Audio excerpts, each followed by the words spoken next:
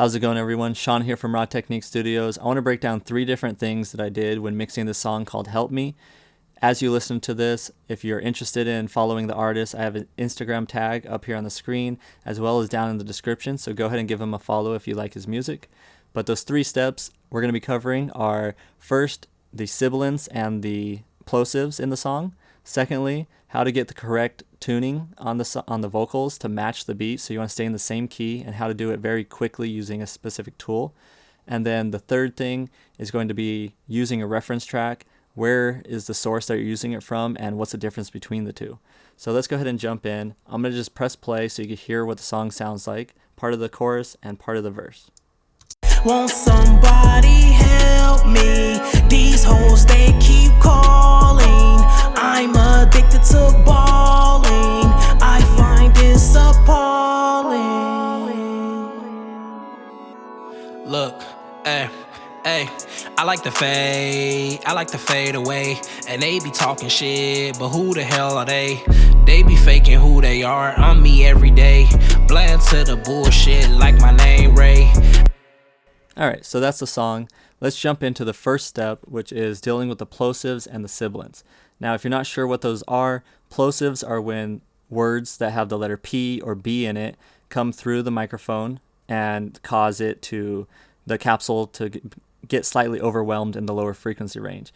And to show you exactly what that is, let's find the words that have that. So I'm going to solo out the chorus here, take off the reverb, and then open up the EQ. And this has a visual spectrum, so you can see the frequencies coming up through here. Now let's give it a listen. Keep calling, and my heart keep falling. I'm addicted to balling. I find this appalling. Alright, so balling and appalling are the ones that have the plosives in it. So these two right here. If I take this high pass filter off, you'll really be able to hear it. And you could see where it spikes up. It's going to be right around this range here, about 65, 70 hertz or so. Just look at this part on the visual spectrum and listen to those plosives, that low end buildup. Balling, I find this appalling. Balling, I find this appalling.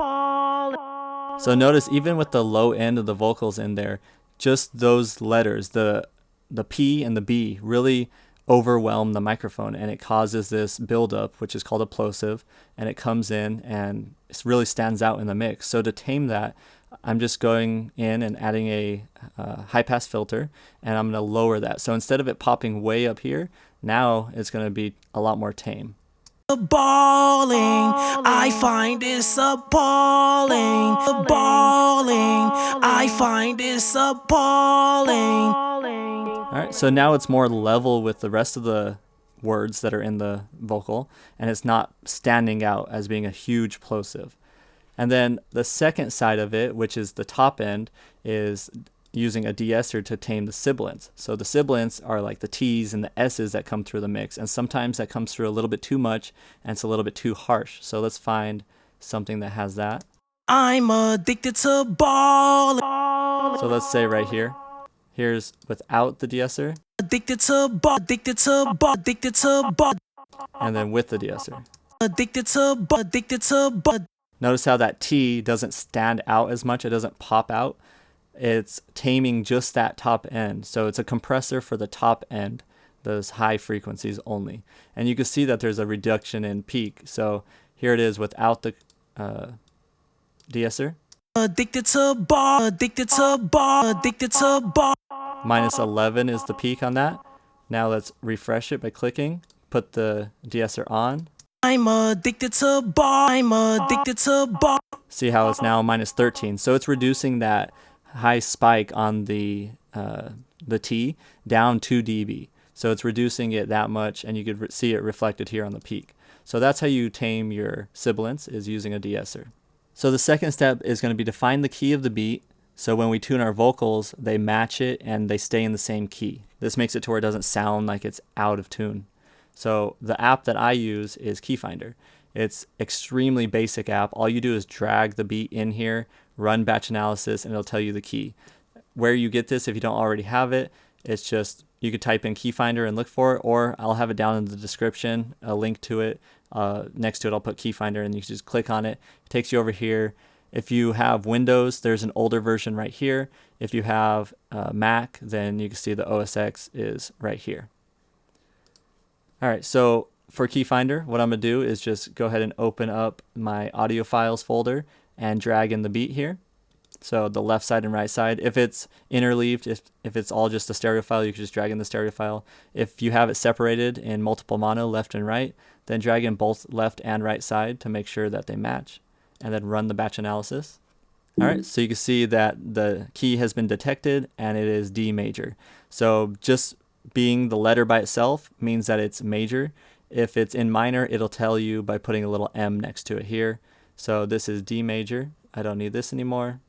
And when I go over here to tune my vocals, I know now that this beat is in D major. So on my tuner, it doesn't matter what tuner you're using, but under key, you want to put the correct letter, so D, and then under the scale, put the correct one, which is major. So D major will make sure that when I'm tuning these vocals, they are set to the same key as the beat. It's better to be in the correct key so it's not pulling to the wrong note. Let's say, for example, I'm in D flat. Now it's going to sound completely off. Balling, I find this appalling. Won't somebody help me? All right, so the vocals just sound completely out of tune, and it's because they're down half a step. So I need to go to the correct key and have it in the correct tuning. I find this appalling. Won't somebody help me? All right, so that sounds a lot better because it's in the same key as the beat. So getting the correct tuning is important to making sure that it matches your beat. All right, so now let's move on to our last step, and that is going to be referencing the song. So sometimes when you're referencing a song, you could use different sources to listen to that song on. You could go on to iTunes and listen to a song. So for when I was mixing this one, I was listening to this Lucid Dreams song, and on iTunes, it's louder and brighter compared to the version on YouTube. So if you're listening to the source from YouTube, then you have to understand that YouTube compresses all of their videos. So all of their videos are running through their compressor to have a certain sound. It's limited to how loud it could be, and it could change the overall sound of the music. So it usually doesn't change it a whole lot, but enough to where if you're listening on iTunes versus YouTube, it will sound different. So when referencing the song, just know that there is a difference between the two. And what I like to do is pick the one that I like how it sounds the best and reference that, or do an in-between. So when I was doing this one, I was trying to do an in-between. I didn't want to go as dull and quiet as the YouTube version of my reference, but I also didn't want to go as bright and loud as the iTunes version. So I did a little bit of an in-between, and I got enough brightness so it doesn't sound dull, but at the same time it doesn't sound overly bright or overly loud.